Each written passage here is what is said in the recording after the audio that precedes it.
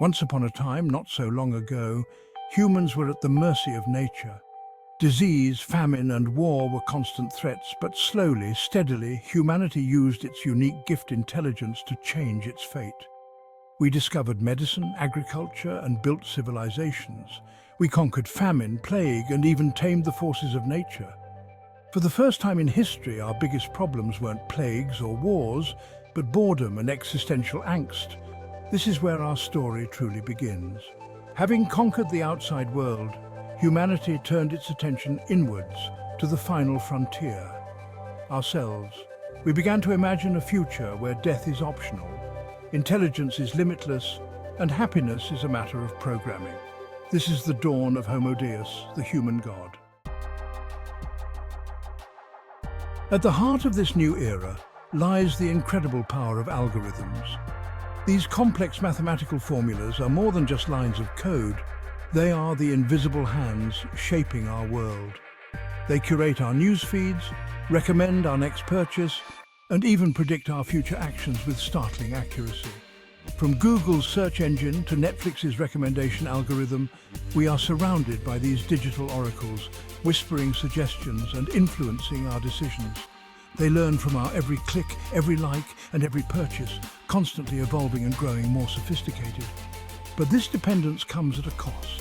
As we surrender more of our lives to algorithms, we risk becoming slaves to their logic. Our choices, our desires, our very identities all become data points to be analyzed, categorized, and ultimately controlled. In this brave new world, data is king. It is the lifeblood of the digital age, the currency upon which our future is built. Every aspect of our lives, from our heartbeats to our dreams, is being quantified, analyzed, and monetized. Companies like Google and Facebook have become the high priests of this new religion of dataism. They gather vast quantities of information about our lives, promising us convenience, entertainment, and even happiness in return. And we, willingly or not, offer ourselves at the altar of data. But who owns this data? Who controls its flow? And who ultimately benefits from its power? These are the questions we must grapple with as we enter this uncharted territory.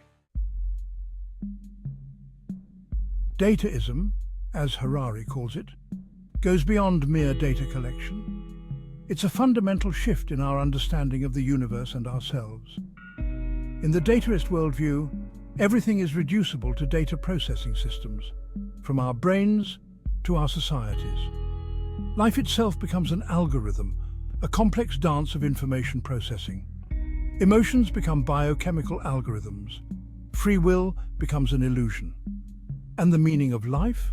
To process data more efficiently, of course. This new religion, still in its infancy, challenges our deepest held beliefs and forces us to confront uncomfortable questions. Are we merely biological algorithms, our destinies predetermined by our genetic code? Or is there something more to the human experience, something that transcends the cold, hard logic of data? Section 5. The future of feelings. As artificial intelligence grows more sophisticated, it begins to encroach on territory once thought uniquely human, our emotions.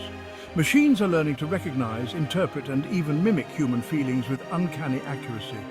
Imagine a future where your smartphone knows you better than your best friend, where your therapist is an AI that has analyzed your every word and dream, where your romantic partner is a perfectly tailored companion created by an algorithm.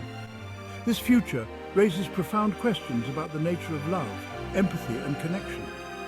Can a machine truly understand the complexities of the human heart? Can it offer genuine companionship and support? Or are we destined for a future of artificial intimacy, forever seeking connection in the cold embrace of technology? What's something people don't know about the future of humanity? The convergence of artificial intelligence and biotechnology is paving the way for the most radical upgrade in human history, the biological enhancement of our species.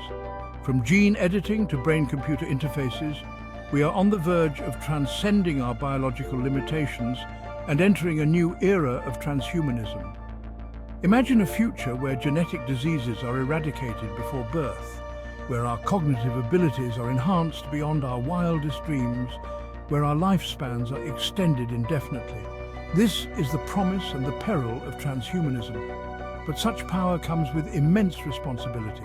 Who gets to decide which enhancements are acceptable and which are not? Will these technologies be available to all, or will they exacerbate existing inequalities, creating a world of genetic haves and have-nots? As we stand on the brink of this new era, think about how you can upgrade yourself. What steps can you take today to enhance your own abilities and prepare for the future? Section 7. The Paradox of Choice. As we stand on the cusp of godhood, we face a paradox of choice. The advancements in technology and science have brought us to a pivotal moment in human history.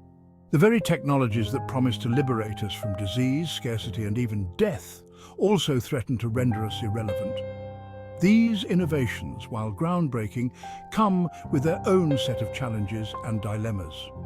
As machines surpass us in intelligence and capability, what role will we play in this new world order?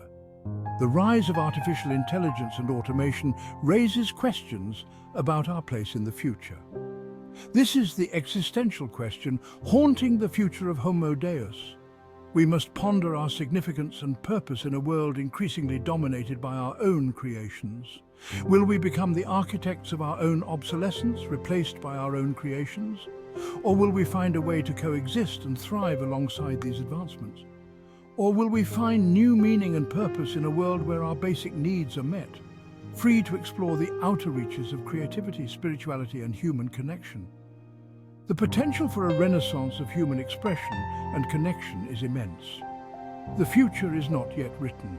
It remains an open canvas waiting for us to decide what picture we will paint.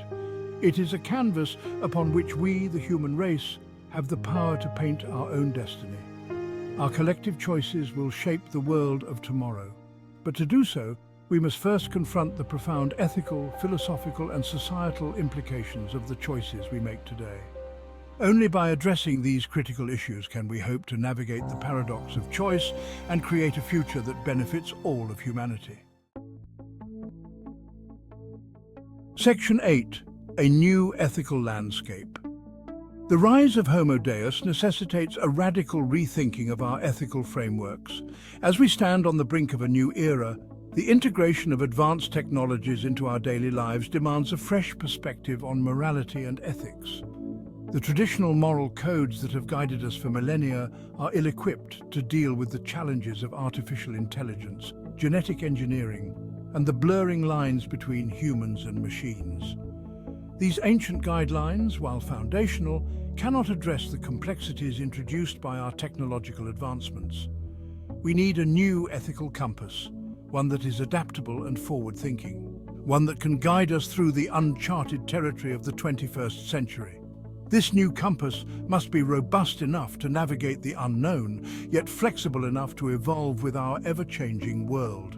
A compass that takes into account the rights and responsibilities of both biological and artificial beings, recognizing the unique contributions and challenges each brings to our society. It must be a compass that values compassion and empathy in a world increasingly dominated by cold, hard logic. In this new landscape, the human touch remains irreplaceable. This is perhaps the most daunting challenge facing humanity. The stakes are higher than ever before, and the consequences of failure are profound. For it is not enough to simply develop new technologies. We must also cultivate the wisdom to use them wisely and ethically. The responsibility lies with us to ensure that our innovations serve the greater good. We must engage in continuous dialogue, learning from both our successes and our mistakes to create a balanced and just future. Our future depends on it. The choices we make today will shape the world of tomorrow, and it is imperative that we choose wisely. Section 9. Shaping our destiny. The story of Homo Deus is not a prophecy but a possibility.